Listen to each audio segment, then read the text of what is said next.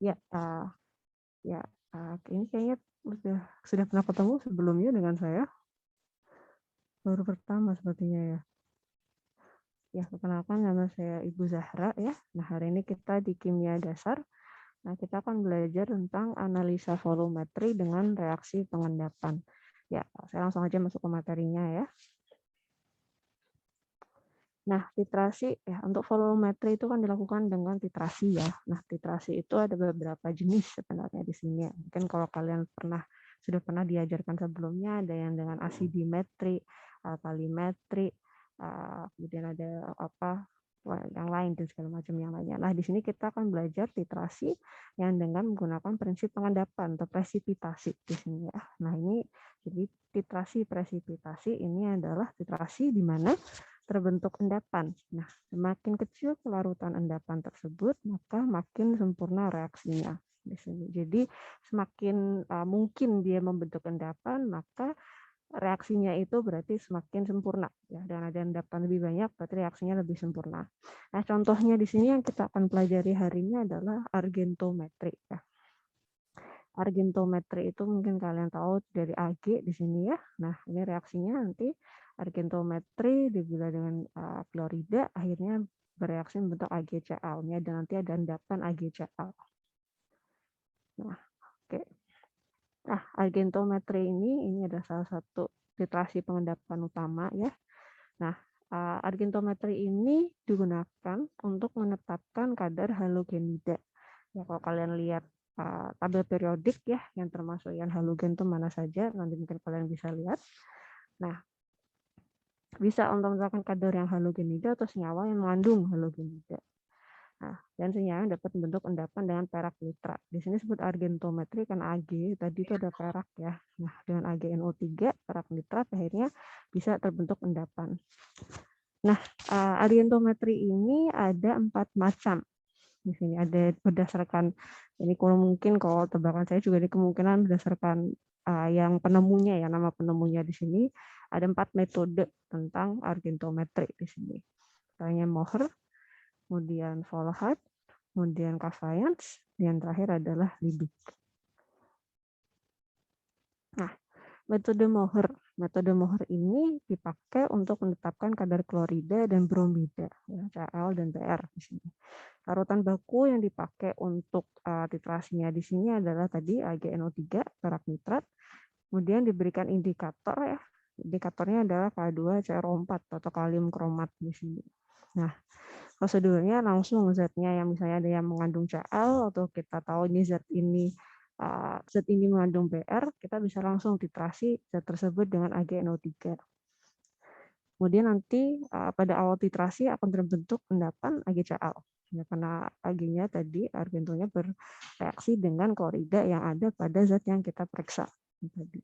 Nah, kemudian nanti yang jadi indikator bahwa titik akhir titrasinya sudah tercapai, itu adalah K2CrO4 ini bereaksi dengan kelebihan perak nitrat. Nah, dengan adanya reaksi ini nanti akan terbentuk endapan yang berwarna merah. Jadi ketika kita lagi titrasi, ya kalian mungkin sudah kebayang ya cara melakukan titrasi kita ini gede-gedean natas ini. Nah, ketika udah ada dari awal nih sudah terbentuk endapan, ya awalnya kan endapannya masih putih biasa gitu. Nah, kemudian ketika endapannya sudah berwarna merah, nah itulah berarti sudah mencapai titik akhir titrasi.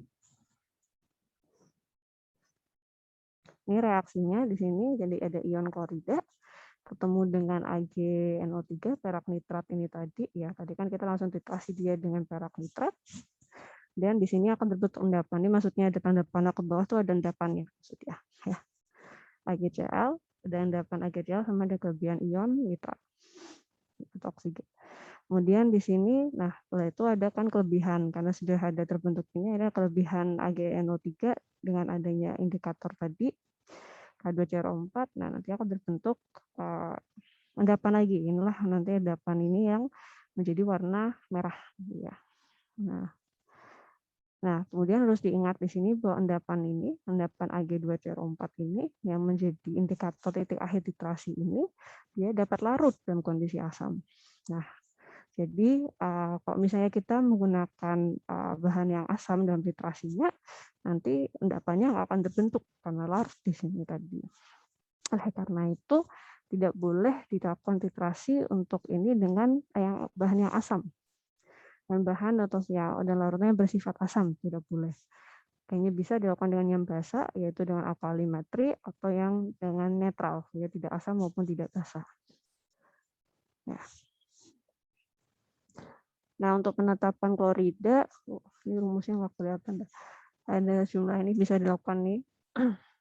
Jumlah 250 mg NaCl, timbang seksama dilarutkan dalam 50 ml air, kemudian dititrasi dengan AgNO3 0,1 N. Nah, terus saya kasih indikator tadi kalium kromat. Nah, kemudian bisa dihitung tiap mililiter AgNO3 setara dengan 5,844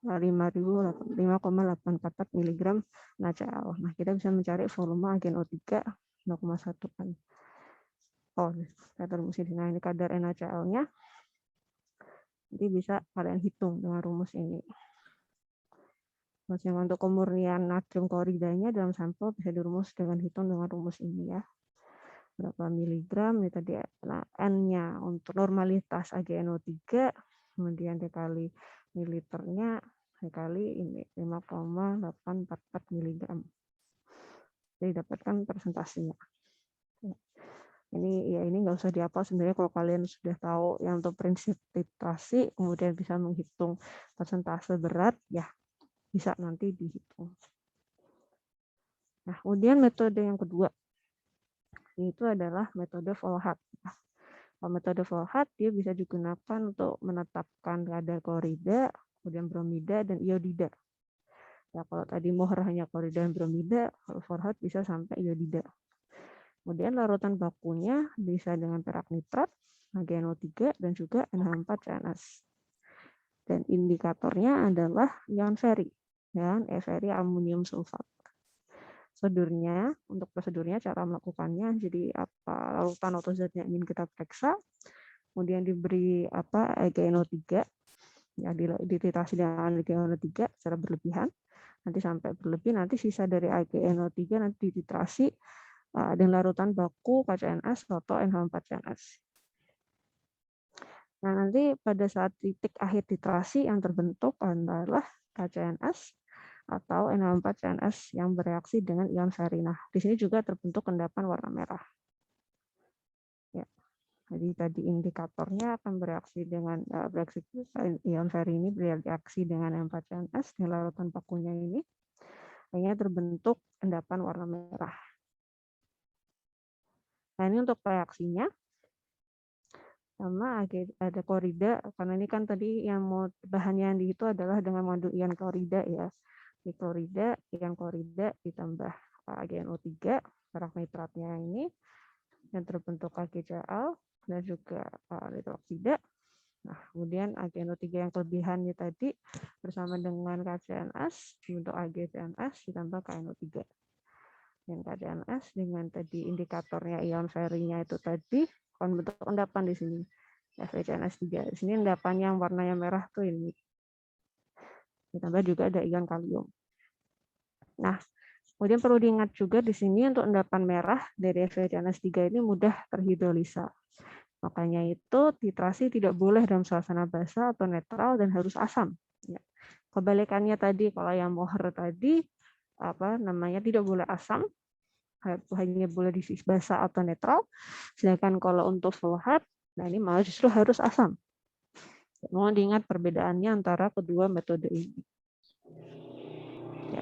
Nah, untuk penetapan kadar amonium klorida, ya bisa kalau misalnya kita punya bahan amonium klorida, terus kita mau lihat nih kadarnya sebenarnya berapa. Nah, kita bisa lihat nih ditimbang 200 mg, kemudian dilarutkan. Habis itu tambahkan, ini kan harus asam ya, jadi kita bisa tambahkan asam nitrit, encer, tambah juga tadi AgNO3, perak nitrat. Nah, dikocok kuat-kuat sampai 1 menit, habis itu baru kita titrasi. Kita titrasi dengan amonium ini NH4CNS, kemudian diberi indikator ion feri dengan feri amonium sulfat, sehingga terbentuk warna merah coklat ya. Yang warna merah coklat ini kalau kita kocok-kocok maksudnya itu juga dia tidak hilang endapannya di situ. Nah, cari volumenya berapa. Ya, ini rumusnya kurang lebih volume GNO3 kali normalitasnya, nah, dikurangi volume tadi 64 CNS-nya, kali. Ya, nanti bisa didapatkan persentase pemurnian aluminium klorida di dalam sampel yang kita sedang teliti.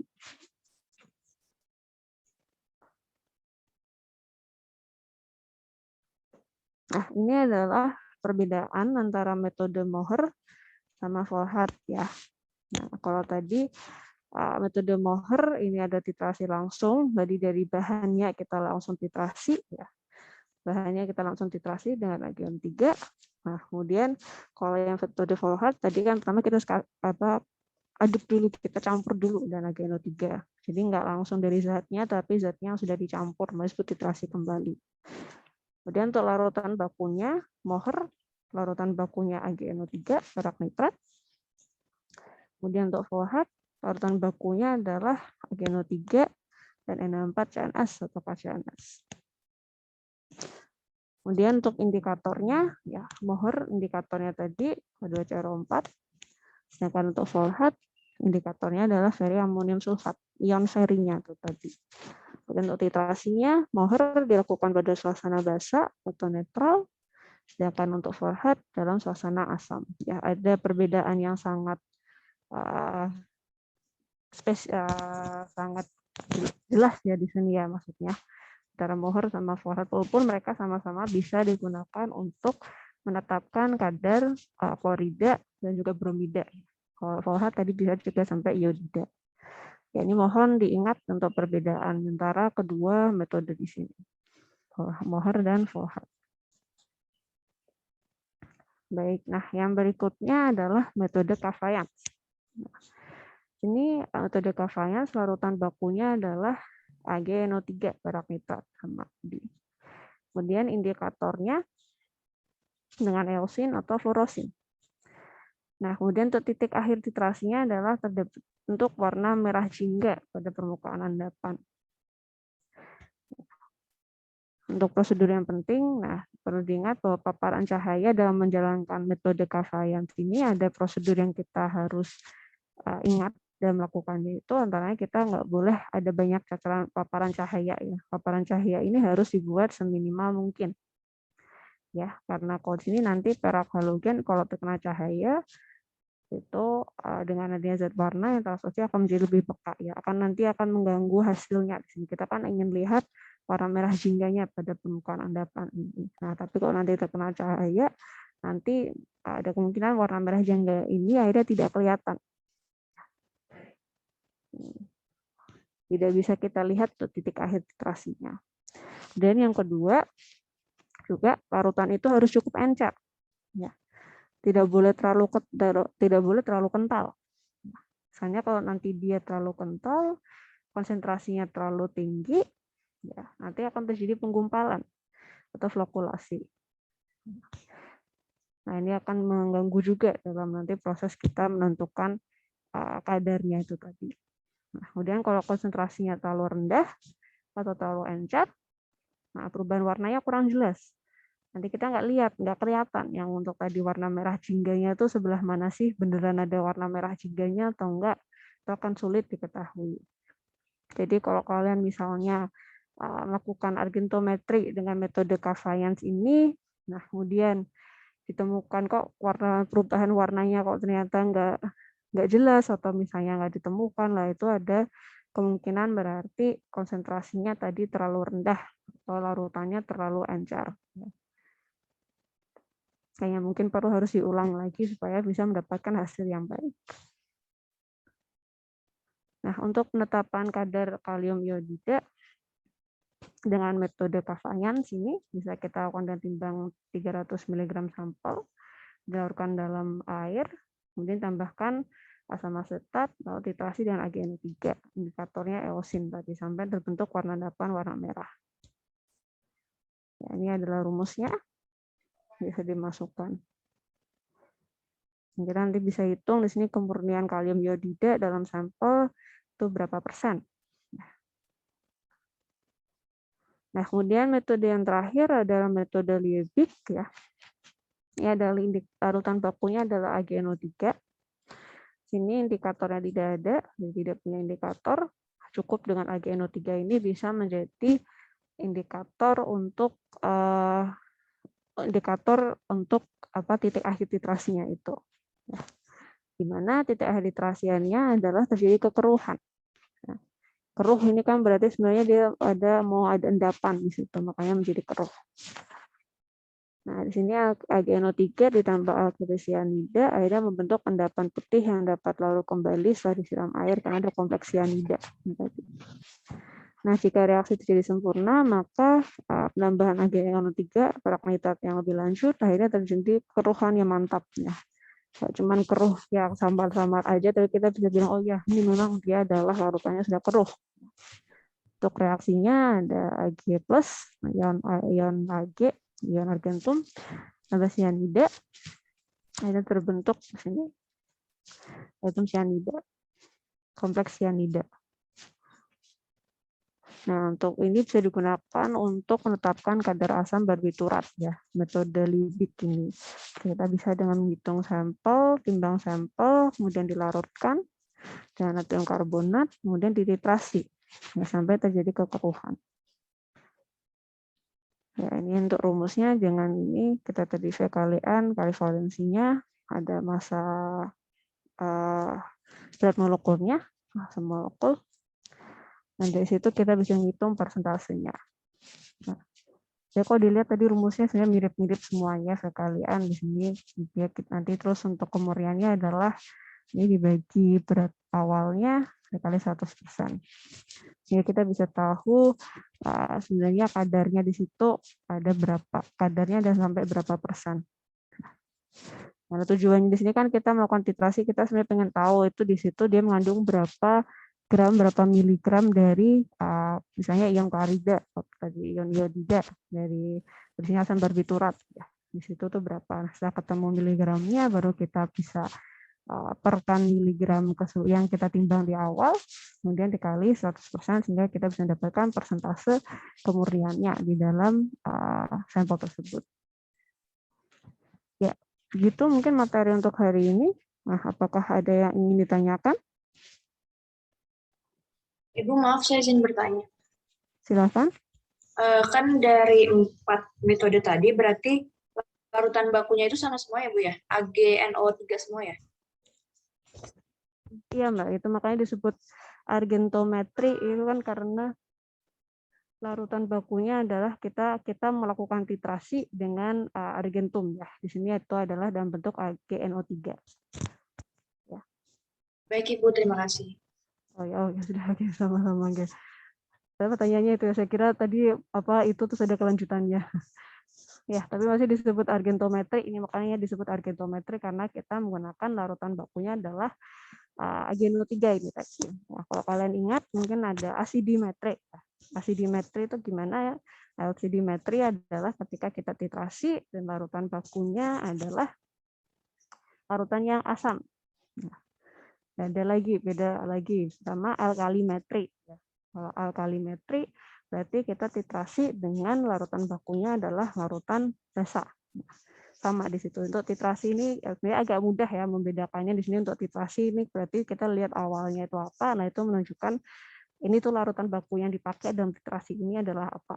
Nah, di situ. Nah, tinggal kita untuk bisa menentukan titrasi yang jenis apa yang kita pakai. Nah, kita harus lihat dulu zat yang mau kita titrasi di sini tuh sebenarnya sifatnya bagaimana, dan juga bisa bereaksi dengan larutan yang seperti apa. Nah, di situ. Makanya ini kayak tadi kan di sini ada yang dia harus dalam kondisi basa, ada yang kondisi asam seperti itu. Nah, itu kita harus sesuaikan dengan sifat dari bahan yang kita cari atau zat yang kita cari, mana seperti apa sifatnya ini, dia bisa bereaksi sepenuhnya dan larutannya seperti apa. Nah, itulah yang kita pilih akhirnya, oh berarti ini cocoknya sama larutan baku seperti ini. Nah, berarti titrasinya kita menggunakan metode ini.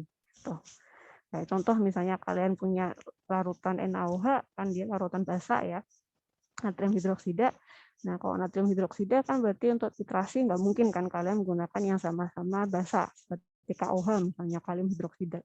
basa sama basa nggak akan ketemu. Kalian nanti titrasi sama-sama sampai udah habis yang di buretnya, yang di Erlenmeyer-nya udah sampai penuh juga nggak akan mendapatkan hasil atau mendapatkan titik akhir titrasi.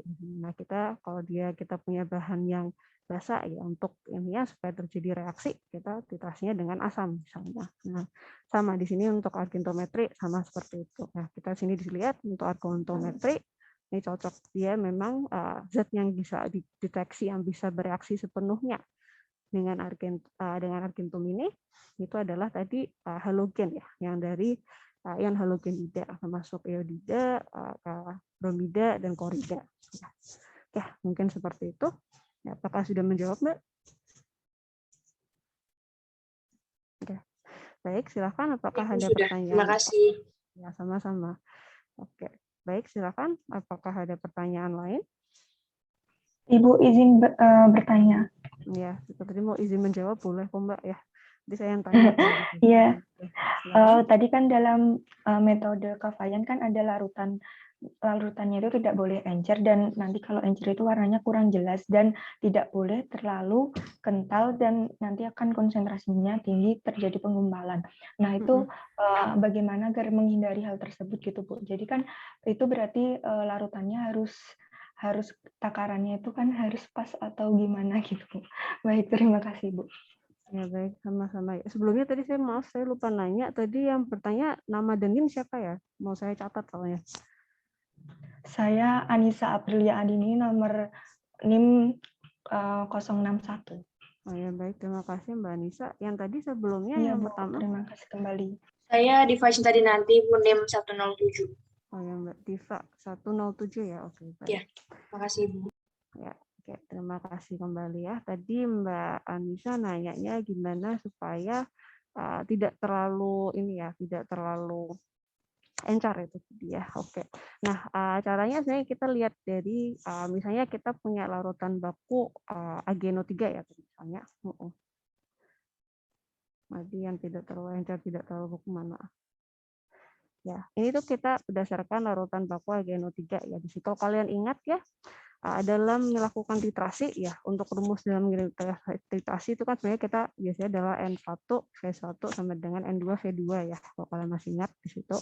Nah, di situ kan berarti kita harus supaya 1 mol dari bahan yang kita cari itu sama dengan 1 mol dari bahan yang larutan bakunya di situ.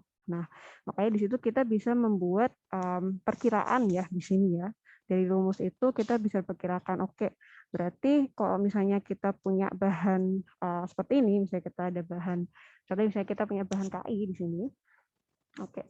Nah, terus kita mau reaksikan di sini dengan AgNO3. Nah, oke, berarti kita membuat perkiraan, misalnya, oke, misalnya AgNO3-nya adalah 0,1 N, itu berarti nanti kira-kira KI-nya yang bisa setara berapa? Nah, persentase ininya berapa? Misalnya kalian langsung bisa masukkan ke dalam rumus radian 1 Vesel misalnya di sini ya. Nah, dari situ berarti kita bisa, di situ sebenarnya di awal tuh kita kayak membuat perkiraan dulu. Berarti ini kira-kira supaya seimbang setara ini tadi, ini kira-kira kita butuh KI-nya dengan normalitas berapa gitu misalnya di sini. Ya, itu kita bisa, makanya itu kan disebut ada kita timbang, kita membuat dia nimbang, kita larutkan ini kan dengan harapannya supaya dia akhirnya punya mol yang setara, ya cukup setara dengan yang larutan bakunya di sini itu ada AgNO3. Nah, jadi kalau misalnya kita sudah membuat perkiraan ini cukup setara ini tadi ya harapannya nanti dia jadinya tidak terlalu encer atau tidak terlalu padat ya di sini. Ini makanya timbang pertama kan adalah kita melakukan penimbangan ya. Kita timbang ada miligramnya berapa dengan volumenya ini berapa. Dari sini kan kita mendapatkan perkiraan N-nya ini tadi ya. Nah, cuman nanti baru kita bisa koreksi atau konfirmasi sebenarnya untuk yang sebenar-benarnya dia itu N-nya berapa itu dari tadi titrasi ini tadi. Ya. Dan begitu makanya akhirnya menjadi tidak terlalu encer maupun tidak terlalu kental. Seperti itu Mbak. Jadi kurang lebih jadi pertama yang gimana caranya kita dalam melakukan penimbangan dari awal ini tadi kita tidak asal ya maksudnya, tapi kita juga melakukan perkiraan ya ini supaya tadi molnya itu seimbang, supaya kita bisa melakukan titrasi yang setara ini tadi dengan larutan bakunya, berarti kira-kira kita harus nimbang berapa gitu. Ini karena kalau misalnya kita di sini nimbangnya misalnya 1.000 gram itu kan akhirnya akan berbeda ya. Di sini 1.000 gram kita larutkan 25 ml ini kan jadinya dia akan jadi jelas konsentrasinya menjadi sangat kental ya, konsentrasinya menjadi tinggi di situ. Atau kita cuma nimbangnya 30 mg dengan 25 ml ini kan juga jadi konsentrasinya menjadi terlalu sedikit di situ. Ya, jadi untuk supaya tidak terlalu encer maupun tidak terlalu padat, yaitu tadi kita perkirakan dulu, misalnya kita mau, oh ini kita pakai titrasinya dan AgNO3 0,1 N, oke. Berarti di sini kira-kira kita harus di sini supaya dia 0,1 N kita harus timbang berapa gitu misalnya. Ya mungkin kurang lebih seperti itu, Mbak Anissa. Apakah sudah terbayang? Iya, Bu. Jadi itu kesimpulannya dilihat dari rumus dulu dan nanti kita membuat perkiraan pertimbangan agar setara gitu ya, Bu. Ya, kurang lebih seperti itu, Mbak. Baik, Bu. Ya, Terima ya, kasih.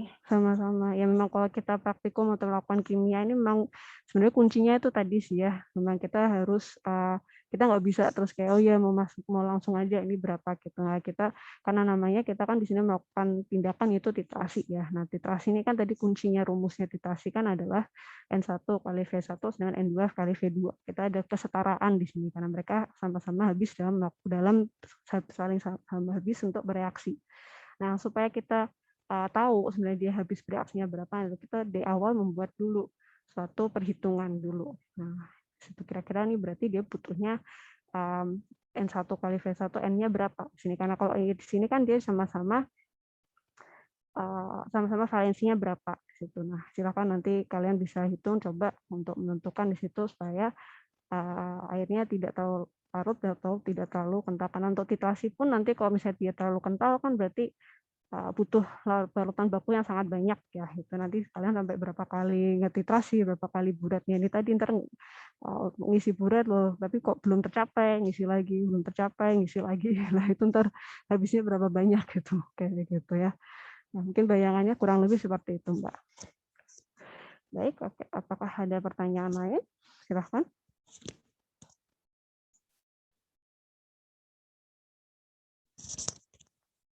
Mungkin masih belum kebayang banget ya. Nanti mungkin waktu praktikum, ya, praktikum ada argentometri ya. Saya periksa dulu.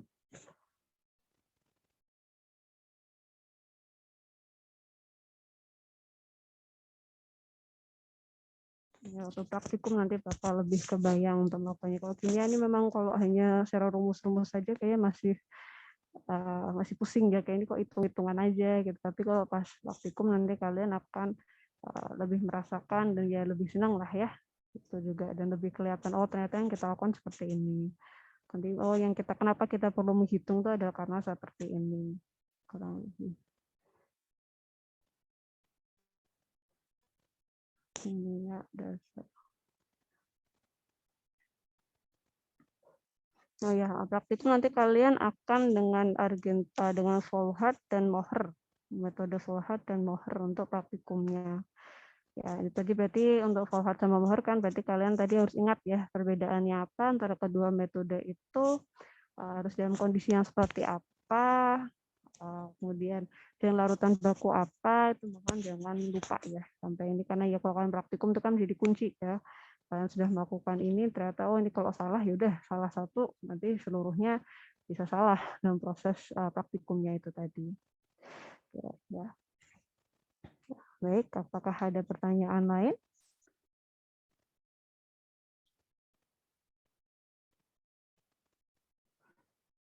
Sudah cukup jelas semuanya? Ya, siap ya untuk praktikum berarti ya.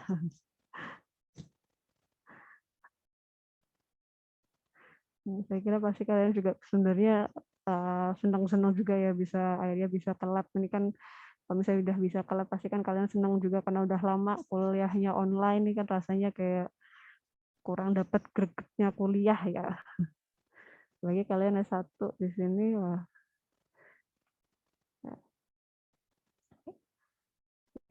Baik, apakah sudah dirasa sudah nggak ada? Apakah sudah jelas maksudnya?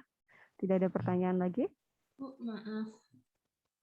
Bisa dijelaskan kembali yang perbedaan Mohr sama Volhard itu kan ada titrasi langsung sama titrasi kembali itu gimana? Terima kasih.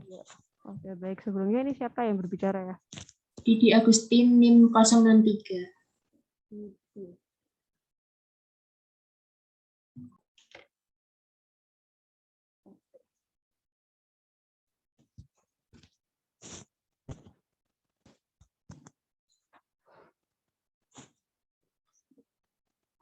Oke, baik. Oke, terima kasih Mbak Didi atas pertanyaannya ya. Oke, apa beda titrasi langsung sama titrasi kembali? Oke, kita coba lihat kembali ya di sini ya. Dengan titrasi untuk Volhat dia menggunakan titrasi kembali, untuk Moher itu menggunakan titrasi langsung. Nah, kita coba kembali ke Moher dulu. Nah, di sini untuk Moher itu jadi sebenarnya prosedur zat yang diperiksa bisa langsung dititrasi dengan AgNO3. Disebut titrasi langsung adalah jadi kita sudah ada zatnya, kemudian zatnya itu bisa kita langsung titrasi dengan AgNO3. Kita tidak perlu melakukan suatu prosedur pendahuluan dulu, kita tidak perlu mengaduknya dengan mencampurnya dengan apa yang lain dulu. Nah, kita bisa langsung zat itu bisa dititrasi karena zat ini bisa langsung bereaksi dengan larutan bakunya. Di sini itu makanya disebut titrasi langsung. Ya, beda sama yang Volhat di sini. Nah, kalau Volhat di sini kita lihat di sini prosedurnya tadi zat yang diperiksa diberikan dulu, dicampur dulu dengan larutan baku NaGNO3-nya berlebih.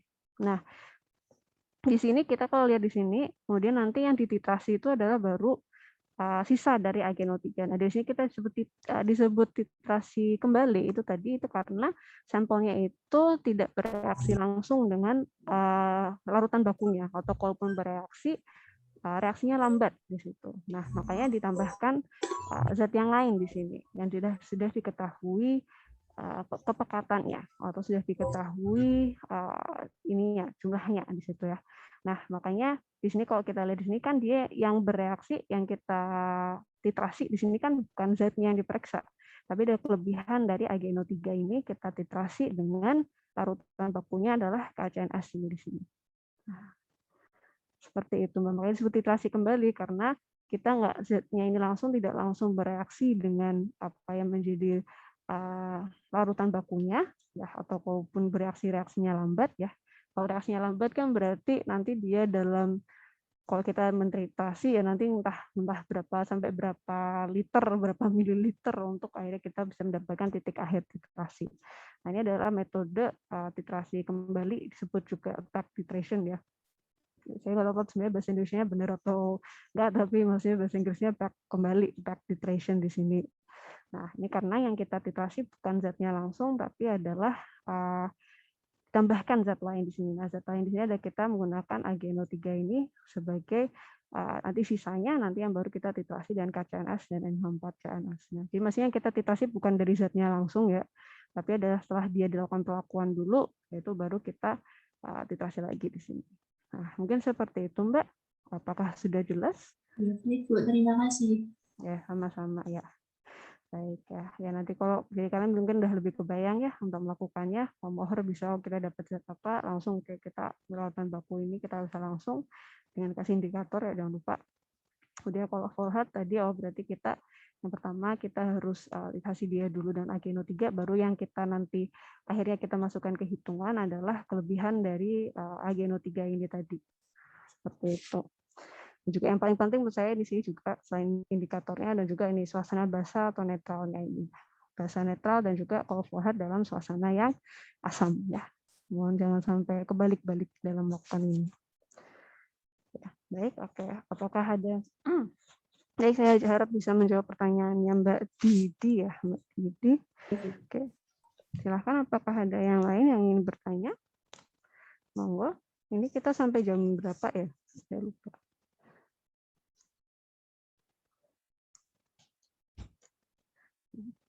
Setelah hari masuk semua mahasiswa atau ada yang tidak masuk berhalangan?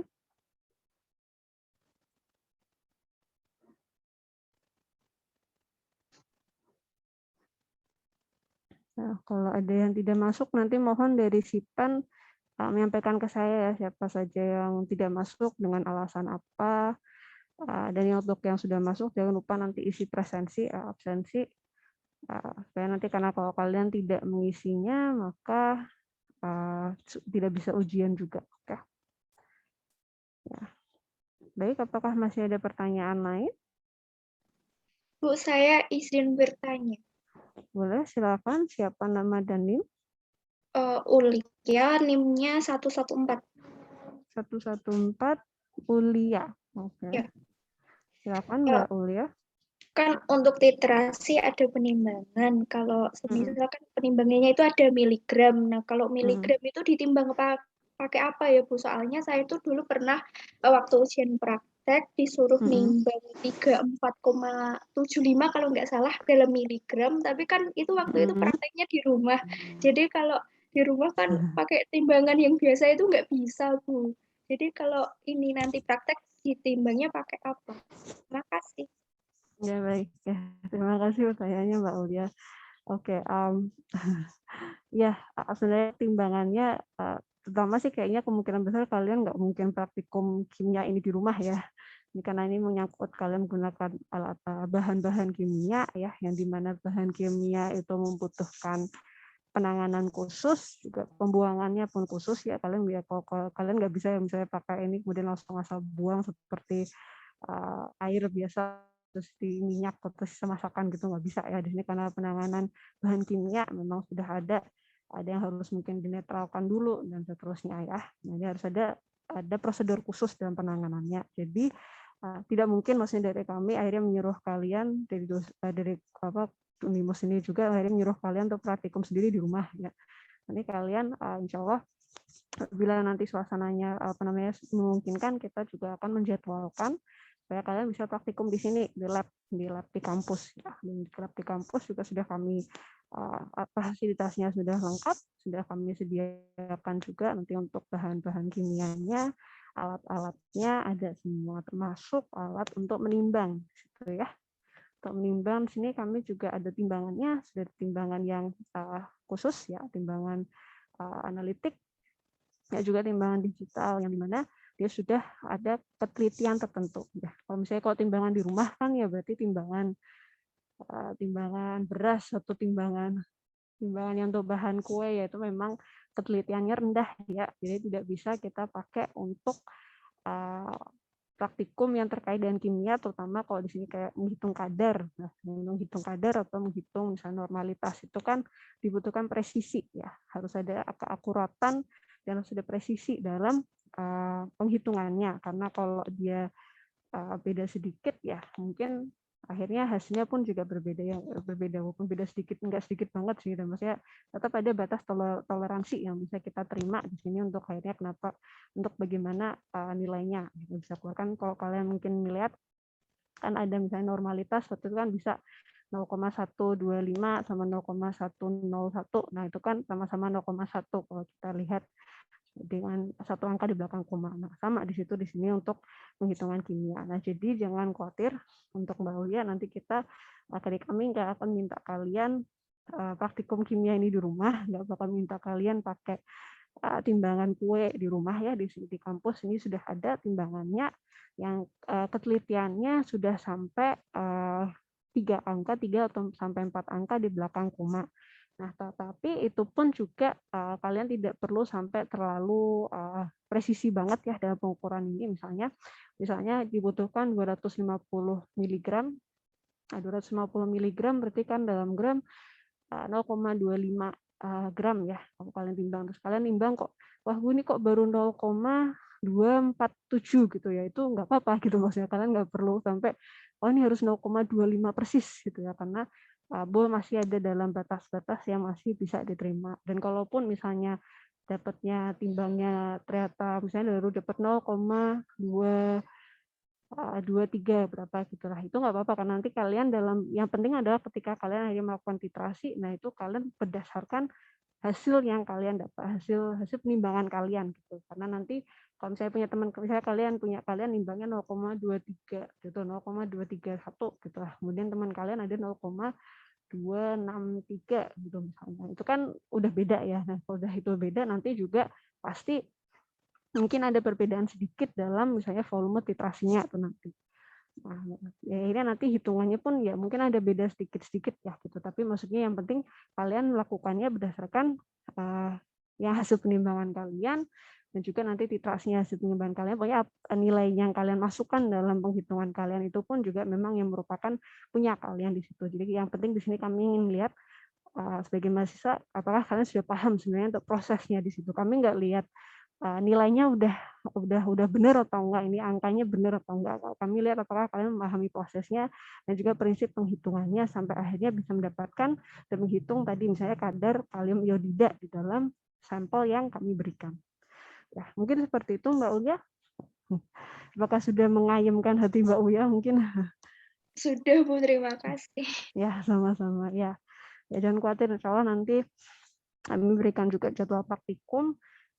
Semoga nanti ya harapannya semoga ini kasus-kasus ya kondisi COVID ini tidak mengalami peningkatan lagi, tetap aman sehingga kalian pun juga bisa akhirnya datang ke sini ke kampus dan merasakan fasilitas kampus dan termasuk tempatnya untuk bisa menjalankan praktikum.